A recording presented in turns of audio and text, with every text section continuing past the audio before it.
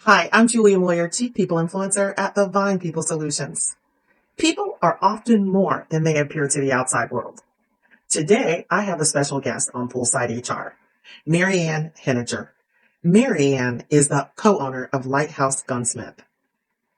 Now, before I begin, I want to pause and acknowledge the recent tragedy of another school shooting. My heart goes out to the families, the children, the educators, and the communities who are grieving right now. There are no words that can erase their pain.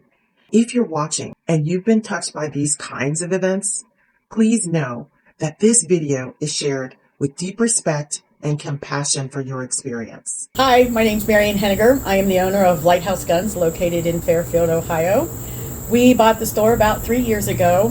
My husband's dream to always own his own business, so I am helping him with that dream. Marianne, I know that there is a misperception that there's not gun control. Can you speak to that?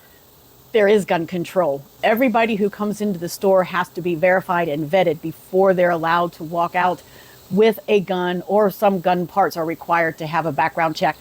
The ones who cannot legally purchase a gun through us are the ones who are going to just buy them on the street. They have them for sale. They're stolen out of somebody's house, or they go to these gun shows. They are not required to do background checks to make sure that the person who's buying the gun is actually allowed to have it. So the perception that we need more gun control or gun stores need more oversight is wrong.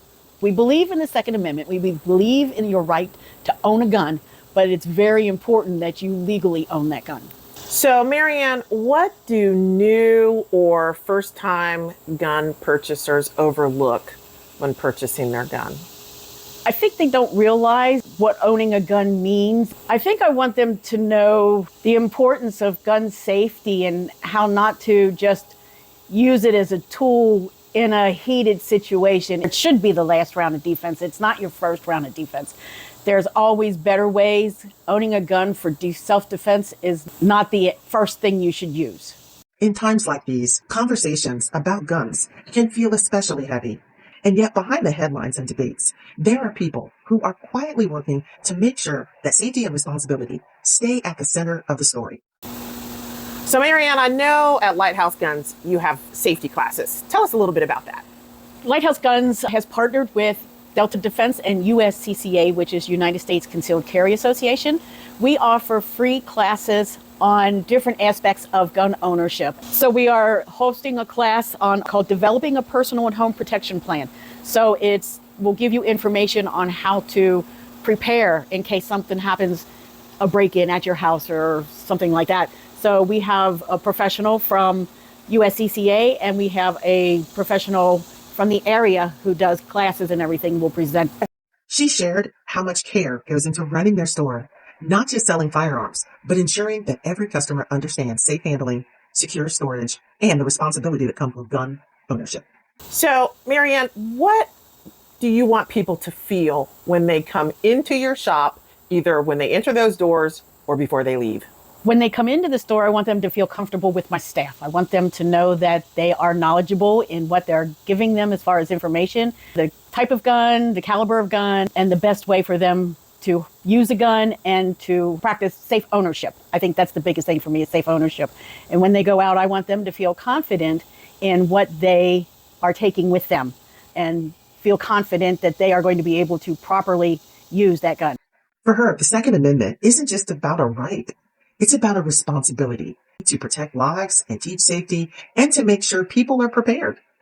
That commitment really struck me because it showed me the human side of this conversation.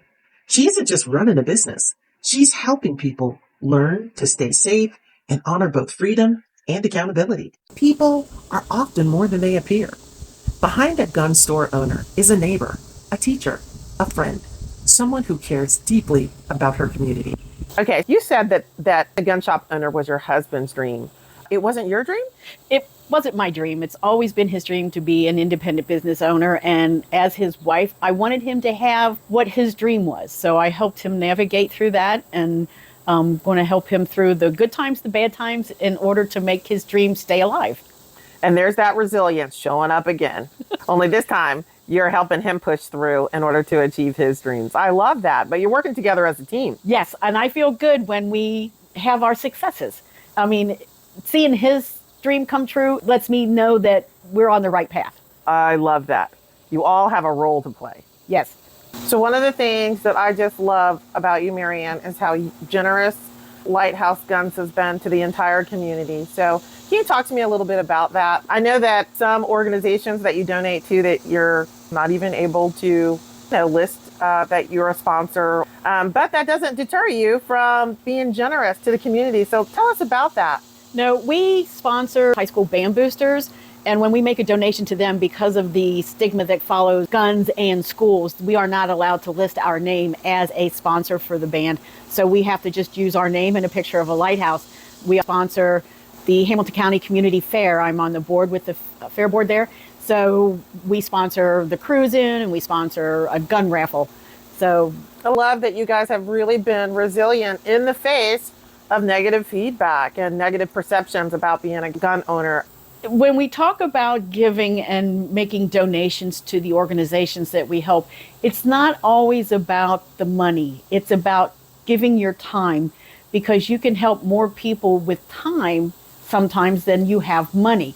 So giving of your is just as important as I think that type of resilience doesn't just show up at your workplace. I think that resilience actually is transferable to your personal life. So you were sharing with me recently about what could be considered a nightmare vacation. Yes. So tell us about that. Well, our plan was to head to Texas. We were towing a 35-foot fifth wheel. We were going down to visit with our daughter and camp at a resort called Camp Fimfo, which stands for Fun is More Fun Outdoors. So it started out as any normal vacation. The first day, stopped at our first night stop, and then the next morning we got up, and 2 hours into our trip, my husband's like, uh-oh. I'm like, that's not good. So out of the truck comes a bunch of smoke, and we just kind of hobble into a parking lot. Yeah, smoke out of a truck is never good. Especially a diesel, right? So we hobbled into a Walmart parking lot, turned the truck off, and called for a tow. So 4.5 hours later, in 108-degree Arkansas weather, we're sitting there waiting for a tow truck. Find a campground that will let us pull in and camp. And I'm like, no. But I wanted to continue on with my vacation. I started calling around to a bunch of hotshot drivers. These are people who will just pick up and make deliveries for you if you don't want a regular trucking service. So we found this awesome guy. His name is Alex Yoder. And he came to the campground and towed our trailer down to Texas for us so we could have a vacation. Wow. Then we got down there Friday, had a wonderful week. We would get up, get our bathing suits on, and head to the pool. Luckily for us, it had a swim-up bar. And that's where my husband spent a good deal of his time. Recovering from the nightmare travel, I'm sure. It was a stressful vacation start. But once we got there, we enjoyed ourselves. I love that story. That's great. Where does that resilience come from? I'm going to deal with what I'm handed, because there's nothing I can do about it. I just have to get through it. I wanted to do my vacation, so I was going to do whatever it took to take that vacation. This is in my way. It's going to take up time that I don't have time to give.